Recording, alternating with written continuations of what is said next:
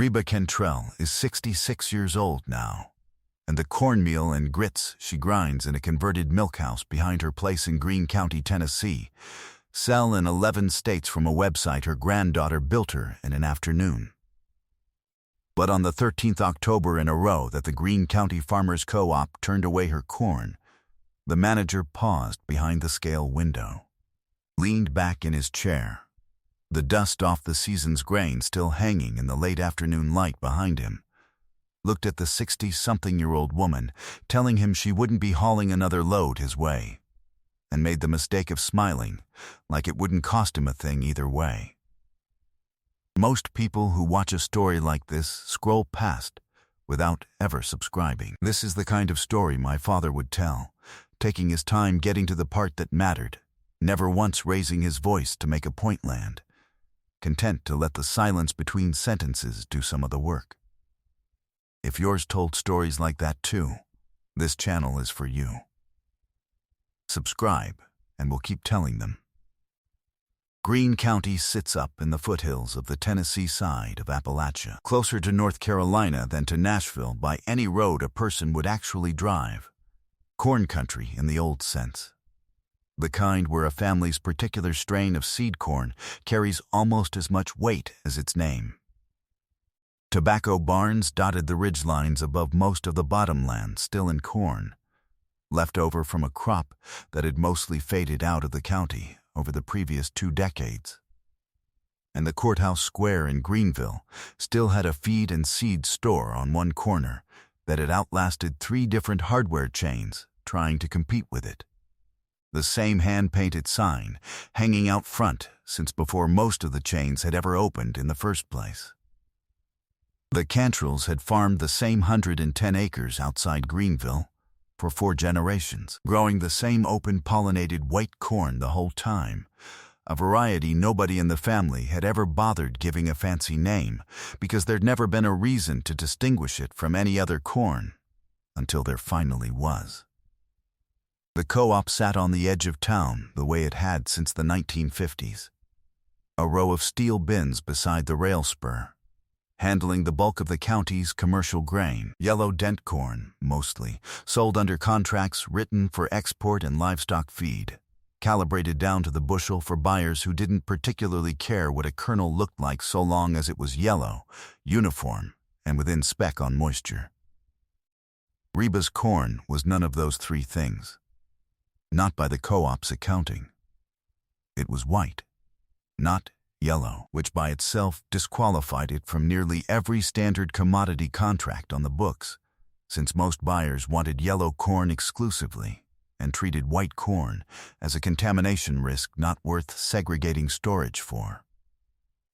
It was open-pollinated rather than hybrid, which meant the kernels varied more in size than the co-op's intake equipment was calibrated to handle smoothly, and it ran a touch higher in moisture some years than the co-op's strictest contracts allowed, not because Reba managed her harvest poorly, but because open-pollinated corn simply dried down on its own schedule rather than a hybrid's more predictable one. 13 years running, the co-op manager, first one man, then his successor, Garland Tipton, after the first one retired, had told her some version of the same thing. Be glad to take it off your hands at feed price. Garland told her most years, not unkindly, the same line nearly word for word each October. Can't run white corn through the same bin as everything else. Wrong color, wrong bin. Not worth separating 400 bushels of white corn from a season's worth of yellow, just to accommodate one family's harvest. Reba didn't argue the point with Garland Tipton. Not really. Not in any of the 13 autumns she hauled a load up to that scale only to be turned away, or offered a feed-grade price so low it barely covered her fuel. She'd grown up on that corn, the way most people in that part of Greene County had grown up on whatever their own family happened to keep, and it had never once occurred to her, in any of those 13 years, that the corn itself was the problem rather than the co-op's bins. Her own grandmother had ground that same corn into meal on a hand-cranked mill on the back porch every fall for as long as Reba could remember.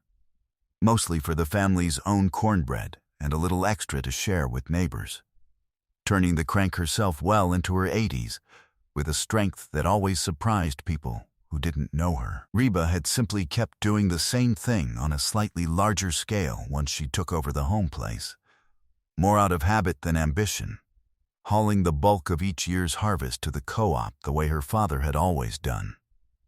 Because that was simply what a person did with a corn crop, and keeping back only what the family needed for their own table.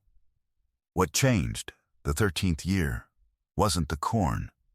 It was Reba finally doing the math out loud at her own kitchen table, the way she'd avoided doing it for over a decade. A yellow legal pad in front of her, and a cup of coffee gone cold by the time she finished. 400 bushels a year, turned away or sold at feed-grade prices a full $2, under what a standard yellow contract would have paid. Came to a loss of roughly $800 annually, a number small enough to absorb most years and large enough, compounded across 13 years, to amount to something over $10,000 she'd quietly handed over to a co-op that didn't even want her product in the first place. She sat with that number a long while, not entirely sure why it bothered her more that particular evening than it had any of the previous 12. Beyond a vague sense that she'd run out of patience for a math problem with the same answer every single year. She stood at that scale window the 13th October, told Garland Tipton she wouldn't be back, and watched him lean back in his chair with the particular ease of a man who didn't expect one farmer's 400 bushels to matter much to anybody's bottom line, least of all his own. Word got around the county that winter that Reba Cantrell intended to start grinding her own corn and selling it herself instead of hauling it to the co-op at all. And not everybody in Greene County thought much of the idea. Her younger brother Dwight, who farmed his own ground 2 miles up the road and had always sold straight to the co-op without complaint, told her over Thanksgiving dinner that a woman in her 60s starting a food business from scratch sounded like a fine way to lose money slower than the co-op had been losing it for her already. "You've got a pension and a paid-off house," he told her, not unkindly, passing the dressing across the table the same as he had every Thanksgiving for 40 years. "Why go looking for more work at your age?" He didn't mean it cruelly.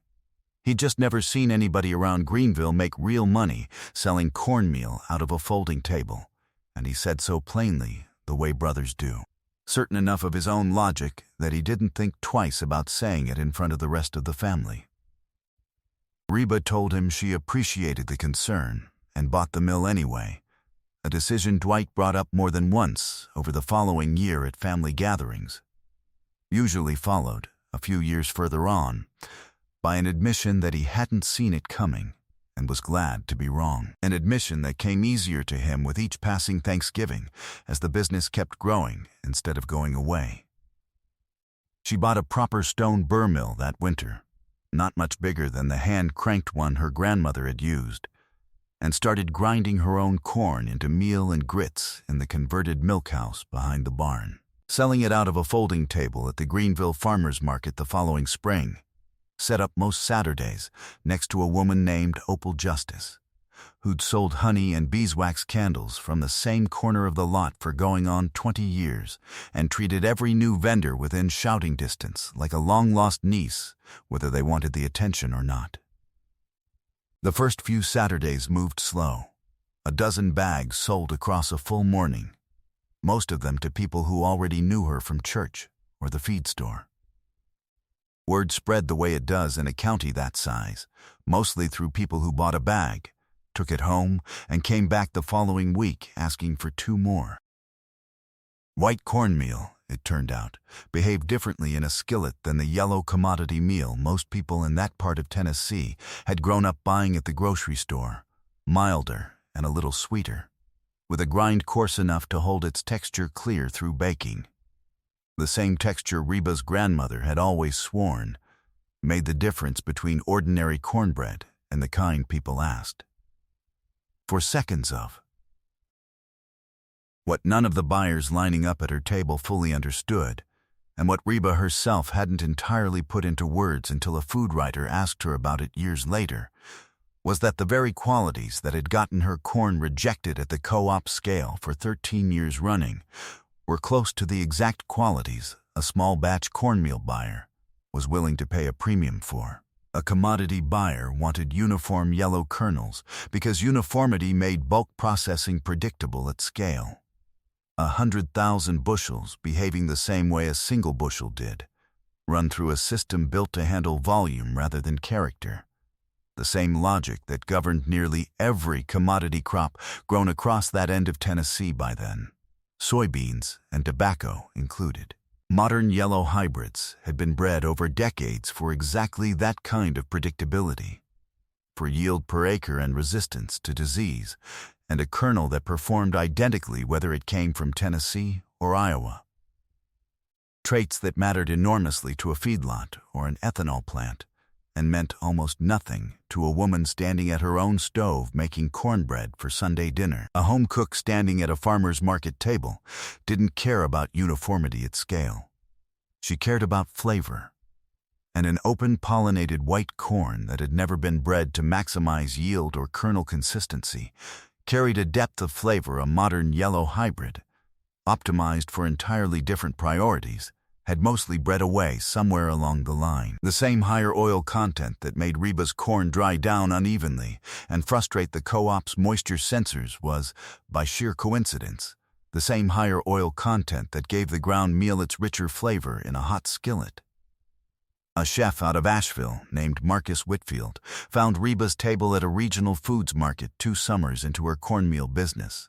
The kind of trade show where small producers set up alongside each other hoping a restaurant buyer might wander past, and bought a 5-pound bag mostly on a whim after watching 3 other people in line ahead of him each buy 2 bags apiece without much discussion. He called her the following week, introduced himself, and asked if she could supply his restaurant on a standing weekly order, 100 pounds of grits a month to start. Made a batch last night just to see, he told her over the phone. Haven't used yellow grits since. He put her grits on his menu that fall under her own name, Cantrell White Grits, sourced from a 110-acre family farm in Greene County, Tennessee, printed in small type at the bottom of the dinner menu the way restaurants do when they want a regular customer to ask about it. A regional food magazine picked up the story not long after. A writer working on a piece about heritage corn varieties across Appalachia, who'd heard Marcus mention Reba's name during an interview about his own menu, and the resulting article ran with a photograph of Reba standing in the milkhouse doorway, flour dust still on her apron, alongside a handful of other small Appalachian growers doing similar work with their own family varieties. The writer asked her, near the end of a 2-hour interview conducted at Reba's own kitchen table, why she thought the corn had taken so long to find the right buyer. Reba thought about it a moment before answering. The same unhurried pause she gave most questions worth answering properly. Wasn't looking in the wrong place, she told her. Was just looking in the only place anybody'd ever told me to look. Orders started coming in from outside the county within the month, then outside the state. Mail-order packages going out from the same converted milkhouse, where Reba had started grinding corn for nobody but her own neighbors 3 years before. She hired her niece part-time that first busy fall just to keep up with the shipping labels, working most evenings at the kitchen table the same way Reba had once done the math that finally got her out of the co-op's bins altogether. The 2 of them packing boxes at the same table where the legal pad and the $800 number had once sat. Garland Tipton heard about the restaurant deal before most of Greene County did, the way news like that moves through a place that size, and ran into Reba at the hardware store that winter. The 2 of them standing in the same aisle for longer than either one strictly needed to be picking out wood screws. He told her, a little sheepishly, that he hadn't meant anything cruel by turning her corn away all those years. That the co-op's bins genuinely weren't built to handle a crop that didn't match the contracts running through them. And that he'd thought about her corn more than once since hearing about the restaurant. wondering if there was anything the co-op could have done differently. Probably could have pointed you toward a specialty buyer years ago, he admitted. Just never occurred to me there was one. Reba told him she knew that. She'd never thought he was being cruel about it, exactly, not in 13 years of the same conversation at the same scale window. He just hadn't been the right buyer for what she had, and it had taken her considerably longer than it should have to stop expecting him to be. Garland asked, almost as an afterthought on his way out of the store, whether the co-op might buy a few bags of the finished cornmeal for its own little retail counter up front. Reba told him that was fine by her, so long as he didn't expect a discount on account of their history. Reba's operation now grinds roughly 12,000 pounds of corn a month during peak season, sold through a website her granddaughter built her, shipping to grocers, restaurants, and individual customers across 11 states from Tennessee out to as far as Colorado and Maine. At an average of just over $4 a pound between cornmeal and grits, the business clears somewhere north of $200,000 a year now, a figure that would have sounded like a fairy tale to the woman doing $800 loss calculations on a legal pad 15 years before. She hired her first part-time employee last year, a young man from down the road named Cody Bowers, who'd grown up eating her cornbread at church suppers without ever once knowing the corn behind it, had spent 13 years getting turned away at the same scale his own family's commodity corn sailed through every fall. Her brother Dwight, after years of gentle ribbing in the other direction, planted 2 acres of the family's white corn himself last spring at Reba's request. The first time in his farming life he'd grown anything besides the standard yellow hybrid the co-op was happy to take off his hands.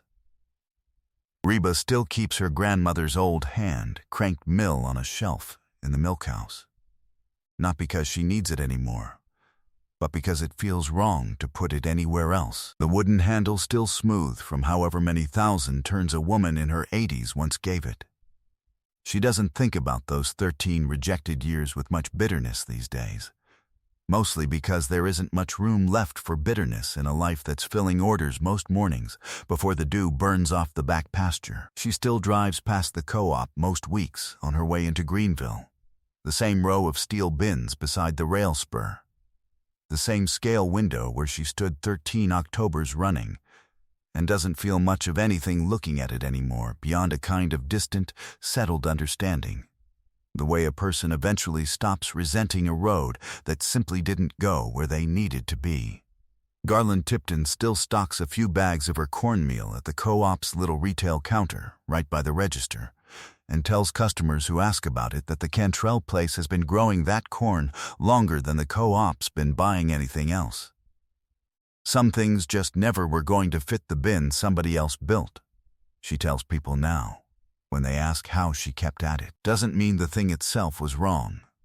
Just means somebody eventually had to build a different bin, and keep at it long enough to find out who'd been waiting on the other end the whole time, without either one of them knowing it yet.